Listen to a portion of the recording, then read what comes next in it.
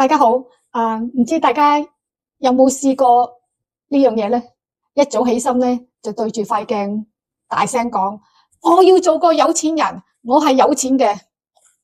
結果咧，打開個手機，發覺咧銀行賬號咧等於零。打開錢包空溜溜，同埋咧就睇多好多嗰啲吸引力法則嘅視頻。學咗各種唔同嘅方法嘅秘笈，結果咧一啲變化都冇。其實咧你已經做得好好噶啦，只不過咧係冇人同你講過有3樣嘅非常之重要嘅嘢冇同你講吓，所以咧今日咧就我會同你講有關呢3個關鍵，甚至有90%嘅人都冇留意呢個3個關鍵嘢。我今日咧就同你一分解釋，等你咧馬上可以財富翻倍。我係 Monica， 係一位擁有10年經驗財富吸引力同埋顯化嘅諮詢員。過去咧就有幫助過100幾個靚女透過呢個吸引力法則同埋咧嗰個高薪嘅人士玩呢個財富頻率，令到佢哋金錢追住佢哋，俾佢哋冇走，攞晒呢啲錢佢，冇走咁快，攞起呢啲錢先走。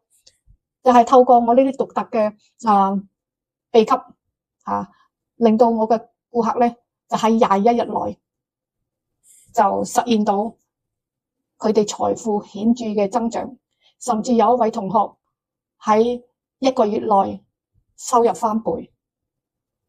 係咪好難啊？唔係好難嘅，只要你識得個秘笈，一啲都唔難。點解有啲人可以做到非常之有錢？但係有錢嗰啲會唔會咁傻同你講呢啲咁嘅秘笈？係唔會噶嘛，只係啲導師啲顧問先會同你講噶嘛，係咪？我就其中一個顧問咯，係嘛？所以咧就係你哋想知唔知呢3個關鍵嘅方法係咩？今日我就同你解釋下。所以千祈睇到呢條片嘅最後啦。第一個關鍵咧就係究竟咩叫幻想？幻想咪等於好似發白日夢咁咯。解釋非常之清晰但係幻想唔等於財富噶喎所以咧就係有好多人咧就覺得我要有錢，但係一直坐喺個梳化，由朝坐到黑喺度玩手機刷嗰啲睇嗰啲短視頻，跟住咧1個鐘頭後咧，咦？做咩啲錢仲未嚟搵我嘅？係咪佢哋唔心係太心急啊？佢哋唔係太心急，而佢哋方法只係做錯咗啫。做正確嘅方法點樣做咧？搵張紙寫低，然之後我要3個月內要賺5萬蚊，要寫得具體啲。我有個同學佢就會咁樣寫法。今個月內咧，我咧就要賣出100份嘅課程同埋每日咧我要聯絡10個潛在嘅顧客。咁即係咩意思啊？佢哋唔係淨係坐喺度睇視頻睇手機喎，佢哋睇完之後真係有做功課嘅，有寫出究竟係你今個月賺啲乜嘢，賺啲咩錢跟住咧就係每日要做啲乜嘢去聯絡啲客人。咁你客人唔會冇端端走嚟揾你噶嘛，係嘛？你要有行動噶嘛。其實行動就等於結果。咁剛剛你話我要有錢就係幻想一味坐喺度玩手機。我相信大家都好多人都經常性，你又喺度睇手機，老公你又喺度玩手機，老婆你又喺度煲劇，因為就坐喺度睇手機冇行動，結果咧就等於0咯。即係呢啲係非常之好簡單啦。你又有冇試過咁嘅情況啊？如果有，喺評論區講，我有做過呢樣嘢，但係啲錢都唔嚟搵我噶。但係你有冇做過有冇做過行動？有冇寫低我要3個月內賺5萬蚊？冇人教。唔緊要啦，我而家教你一樣啦，係嘛？跟住咧就係第二個關鍵就係咩咧？就係窮人嘅諗法同埋富人嘅諗法啦。我哋舉個例子吓，窮人咧同埋有錢人嘅爸爸，窮人爸爸有錢人嘅爸爸，兩個爸爸就企喺一個花圃嘅面前。窮人就會諗啦，哇，100蚊一扎花咁昂貴，鑲金啊，唔買啦，咁貴唔買啦，唔買啦，就走咗去啦。咁咧有錢人嘅爸爸咧就係企喺度諗下，哇，100蚊一扎花，我點樣可以用100蚊買咗呢扎花，又可以賺多100蚊翻嚟咧？咁佢就諗一諗，我又有100蚊喺個褲袋，又可以買到嗰扎花送俾老婆。咁咧佢就靈機一觸諗到啦，扎花包到咁普通，等我咧就係包到靚靚，重新包裝，獨立包裝，砌成個心形咁樣，好靚噶。有冇人買？有啊，搶住添啊！跟住咧佢就去賣俾人啦。點解咧？有人買噶，因為你扎花特別啊，其他擺喺嗰度都唔特別啊，所以佢又有100蚊喺個褲袋，又可以有扎花送俾老婆。呢啲咪就係富人嘅諗法同埋窮人爸爸嘅諗法咯。所以佢覺得貴唔貴？唔貴噶。點解咧？佢又可以賺到錢，又可以有扎花，何樂而不為咧？係嘛？咁我又講過另外一個例子俾你啦。有窮爸爸同埋富爸爸。窮爸爸，呢本書咁昂貴，100蚊喎，唔買啦。因為點解咧？窮爸爸覺得你買咗呢本書都放喺個書櫃啫嘛，做咩要用100蚊買本書翻去放喺個書櫃入邊，係嘛？所以佢就唔買。咁咧有錢爸爸你又點樣諗啊？100蚊，好，我買咗佢，然之後咧佢翻去咧就咪熟晒入邊啲技能，然之後咧就透過嗰啲教嘅技能咧，佢咧就係學習翻嚟，跟住做，結果咧3個月內咧賺咗1萬蚊，100倍翻倍喎。佢用100蚊買嘅書賺到1萬蚊翻嚟，咁咪100倍咩？係嘛？佢唔覺得貴啊，因為點解咧？佢知道嗰100蚊係我作為一種投資嚟嘅，所以咧就賺翻100倍翻嚟。咁呢個關鍵唔重要咩？重要噶，因為你個思維，窮爸爸同埋富爸爸嘅思維係完全唔一樣嘅，所以咧就會有啲人就可以翻倍，有啲係翻唔倍，等於0，就係窮爸爸就等於0，富爸爸咧賺到100倍翻嚟，所以窮爸爸同埋富爸爸嘅思維係唔一樣嘅。咁你覺得自己係究竟係窮爸爸還是係富爸爸？咁第三個關鍵咧，就好多人都未必會教你呢樣嘢咧，就係我覺得係非常之有用。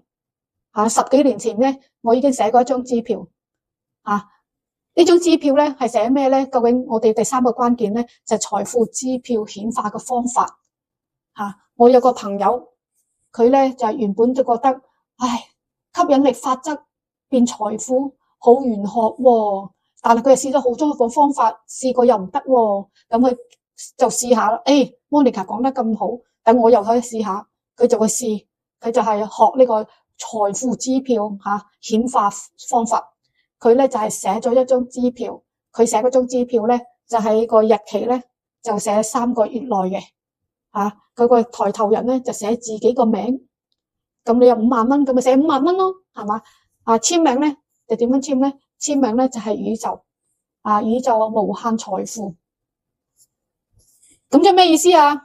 咁即係佢有行動，佢咧發呢個信息俾佢宇宙，宇宙咧其實就等於好似我哋嘅貴人，佢知道咧我個朋友咧係會需要賺呢一筆錢，咁佢透過呢個表達嘅方式，好，等我幫你一把。結果咧喺第2個月內咧，就佢就傾成一單生意，剛剛好5萬蚊。如果佢唔寫呢張支票，佢點會賺到呢5萬蚊？係嘛？所以咧就係我哋呢個叫做財富支票顯化嘅方法。呢種奇蹟咧唔係淨係我教我個朋友我咧就甚至咧就係見到咧大家知道我舉個2個例子大家知道邊個係李小龍嘛？李小龍咧就喺1960幾年嘅時候咧，佢就寫咗一張非常簡單嘅紙，嗰陣時咧我哋叫做支票嚟嘅咧。佢寫咗啲乜嘢咧？佢就話俾自己，我要喺10年內賺100萬。點樣賺啊？就透過拍戲寫劇本諸如此類啲咁嘅咯。10年內咧，佢真係賺咗100萬翻嚟。因為點解咧？佢發咗個信息俾個宇宙，話俾宇宙聽，宇宙貴人，我咧就想喺10年內咧要賺100萬。佢真係喺10年內賺到100萬。呢個就係一個非常之神奇嘅就財富支票顯化嘅方法。除咗佢之外咧，仲有一個明星啊，叫做喺美國嗰啲明星吓，叫做Jim Carrey 啊。佢咧亦都係寫咗俾自己一張支票，佢唔係話嗰張紙都一張白紙嚟嘅，佢就寫住我要賺100萬拍一套片啫喎。咁佢真係做唔做到啊？佢真係做到喎。Jim Carrey 咧就係一個搞笑戲劇人物，就好似等於我哋香港嘅周星馳一樣。你睇下佢啲橋咧，其實大家都好有共通，好有相同感嘅，所以咧係賺到嘅。最主要係咩咧？佢就識得呢個顯化係好簡單，唔需要錢，唔需要任何人幫你嘅。佢只係集中精神去寫一張支票，話俾宇宙聽，我要賺100萬，係幾時賺？咁你一開始當然冇話寫100萬啦，係嘛？你可以3個月內賺1萬或者賺10萬咁樣都得噶，呢種睇你自己嘅情況咯。個時間係你俾嘅，咁咧就係個抬頭人係你自己個名，同埋咧就係個簽署人咧係宇宙就係宇宙，我哋叫做宇宙貴人，英文叫做 universe 就係咁簡單。好多人都做過呢樣嘢，行得通，真係行得通嘅。所以咧，我都教我啲學生用個財富支票顯化嘅方法，好多人都用得着，都有好嘅評語翻嚟嘅，所以咧就係我今日咧就係會送俾大家一個20天內財富顯化嘅秘密，令到呢個宇宙自動咁樣追住你嚟送錢。呢個指南咧就會係免費，直至到今晚12點。所以咧，千祈唔好錯過同一時間咧，就係如果你係試過吸引力法則失敗，又唔知點樣去着手去進行你可以喺評論區話俾我聽你個經歷我會選3個留言，免費教你1對1，免費教你點樣做所以咧，大家喜歡呢個視頻，記住訂撳個小鈴鐺然之後咧就係關注我，同埋記住分享俾你啲朋友呢個就係咁簡單啦大家下次見，我係 Monica， 有嘢咧就可以喺下面留言俾我，我會親自覆你嘅多謝你下次見。